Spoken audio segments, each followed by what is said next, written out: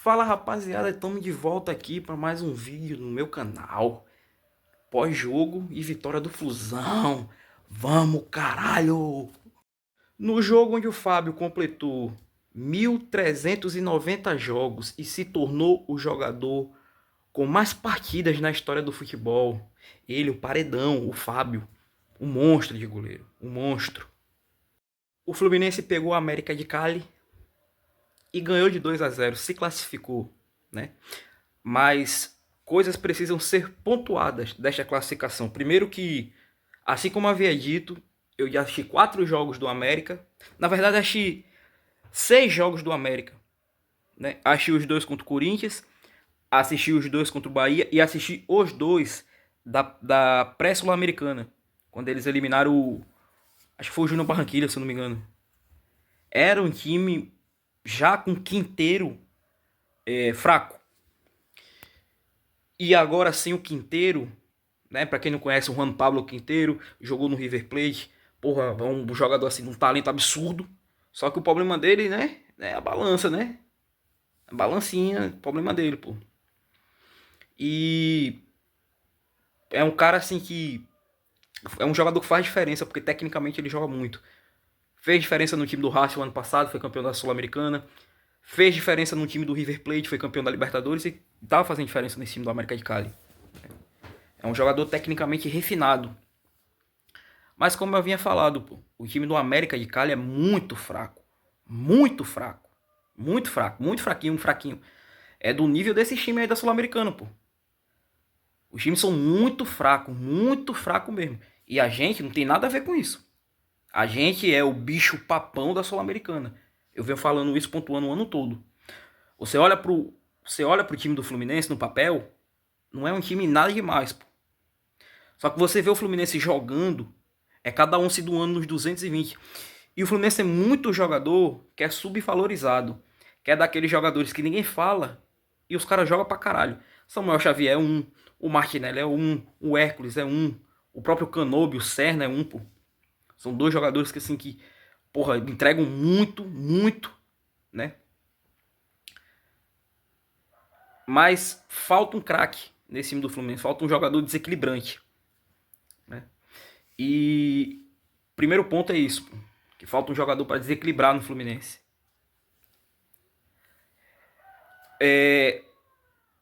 O jogo, como eu falei, pô, o time era muito fraco. O time veio aqui para se fechar. Primeiro tempo só deu Fluminense. O tempo todo o Fluminense amassando. Demorou até para sair o gol.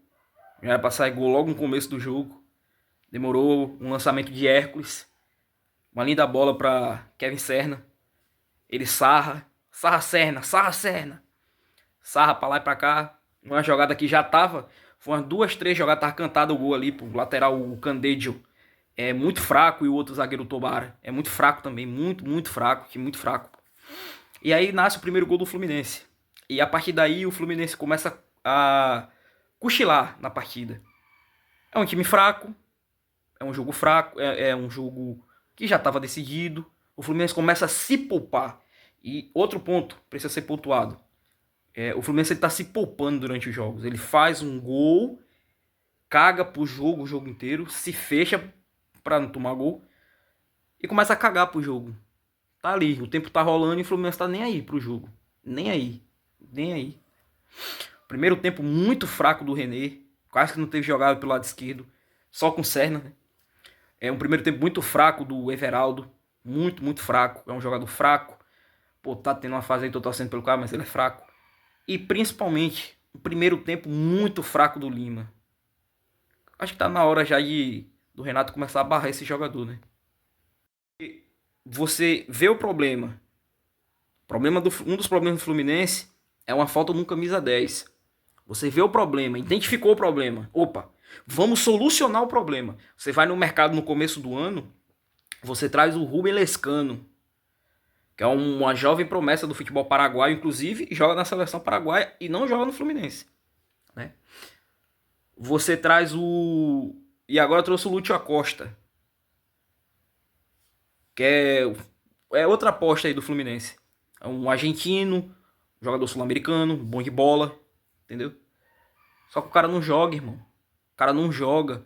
Aí você vai pro treinador, o treinador chega e, mas o cara tá se adaptando, tá isso, tá aqui. É um monte de desculpa. E botar o cara pra jogar que é bom, porra nenhuma. Não bota a porra do cara pra jogar, irmão. Fica difícil, pô. Fica difícil, entendeu? E você vê que, porra, sente falta num organizador, pô. Hoje jogou o Lima, que é um jogador assim que ninguém aguenta mais, pô. Mas mesmo quando joga o Nonato, você sente falta, pô. O Nonato é esforçado. Mas não é um camisa 10, não é um ganso, pô. Não é um ganso. Um ganso entra, faz diferença no time, pô. Entendeu? E aí o Fluminense começa a cozinhar o primeiro tempo todo, assim como foi o jogo na Colômbia, né? E quando chegou no segundo tempo, eu pensei que o Renato ia abrir a porra do time e ia meter uma porra de uma goleada nesse time, pô. Porque é um jogo pra chamar a torcida pra você, pô. Porra, semana que vem a gente tem o Bahia, pô, na Copa do Brasil. Não vai ter essa facilidade que teve hoje, pô. Entendeu? E quando começa o segundo tempo, o treinador lá meteu um louco, pô. Tirou o zagueiro que tava amarelado.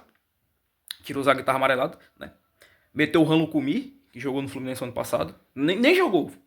Trouxeram ele e botaram ali, porque o moleque não jogava no Fluminense, né? É mais ou menos o que acontece aí. E aí o Fluminense começa. Pô. Vai rolando. Aí daqui a pouco começa a acelerar o jogo. 2-0 Fluminense. Uma jogadaça ali. Canóbio. Briga pela bola. Rola a bola pra Martinelli, pô. Chavinelli. Tony Kroos Nelly. Que partidaça aí, Matheus Martinelli, pô. Um dos jogadores que, pô, pegava muito no pé de Martinelli, pô. Não por ele ser um jogador ruim, porque tecnicamente ele é bom jogador.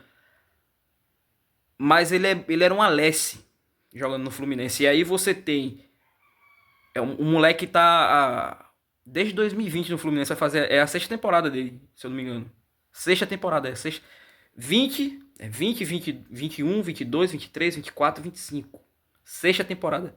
E ele tem 24 anos, né? Você vê que é um jogador novo. E é um cara assim que todos os treinadores que passaram pelo Fluminense, ele sempre foi titular. E os melhores momentos de Martinelli com a camisa do Fluminense eram com treinadores ofensivos. Eram treinadores que faziam ele jogar com a bola. Né? Foi com o Diniz, até ele ficar de putaria pra botar Martinelli pra jogar de zagueiro. Tá sendo com o Renato e foi com o Marcão quando ele subiu, né? Martinelli é muito técnico. E outra, partidaça de Martinelli. Partidaça coroada com gol. Se o Serna for o melhor jogador do jogo, o Martinelli fez uma partida absurda. Martinelli, Hércules, Canóbio, porra, o Serna, o Samuel Xavier também jogou pra caralho, pô, entendeu? E o time do Fluminense é um time bom. Depois do gol, acho que era o quê? 25 minutos do segundo tempo, todo mundo pensou que o paneleiro do Renato Gaúcho, ele fosse dar oportunidade pro moleque jogar, pro Riquelme Felipe jogar, pro Joaquim La Vega jogar, pro Rubem Lescano jogar, pro Lúcio, que chegou para ser titular, jogar, né? John Kennedy, que ele deu a oportunidade, faltou 15 minutos para terminar o jogo. Depois de ter matado o ataque do Fluminense, depois de ter tirado o Serna. Porra, o Ganso já jogou, pô. Jogou. Ai, mas não pode. Ganso, ele tem que jogar com a torcida. Porque tem hierarquia. Hierarquia é a minha pomba, pô. Hierarquia é a cabeça da minha rola, pô. Ninguém aguenta mais, pô. Essa parada de panelice, pô. Bota a porra do cara pra jogar, pô. Porque na minha de duas uma. Ou existe panela dentro do Fluminense, pra quem não sabe, panelinha. São jogos o preferidinho do treinador. O preferidinho do treinador não tem meritocracia. Não joga quem está bem, joga quem o treinador gosta. Ou esse scout do Fluminense é uma merda, que a gente sabe que é. Porque ou você gastar dinheiro pra caralho, pra trazer uma porra de um jogador que não é melhor do que o Lima, irmão, aí é uma parada séria, pô. Entendeu? E no mais, o América de Cali pouco ameaçou. Foi um jogo merda, na verdade. Foi um jogo merda, o Fluminense cagando pro jogo, o América de Cali não atacava. Entendeu? E o Fluminense, se tivesse mais fome, podia ter feito uma goleada, podia ter marcado mais gols, assim como foi na ida. O Fluminense está classificado. Fica esse sinal de alerta aí, né? O Fluminense está jogando o necessário, ponto. O Fluminense está se poupando, ponto. Vamos ver se contra adversários mais fortes, assim como foi na Copa do Mundo, o nível de concentração do Fluminense e dedicação na partida. Né? Amanhã, hoje é quarta, vai ocorrer as outras oitavas finais para definir o confronto do Fluminense. O Fluminense está esperando o confronto de Central Córdoba, na verdade Lanús e Central Córdoba, que o jogo é lá em Fortaleza, lá na Argentina, né? Um palpite meu, eu acho que passa o Lanús. Acho que é um time que tem mais camisa. O Central Córdoba é um time minúsculo, ganhou do Flamengo numa cagada. Cagada no Maracanã, pô.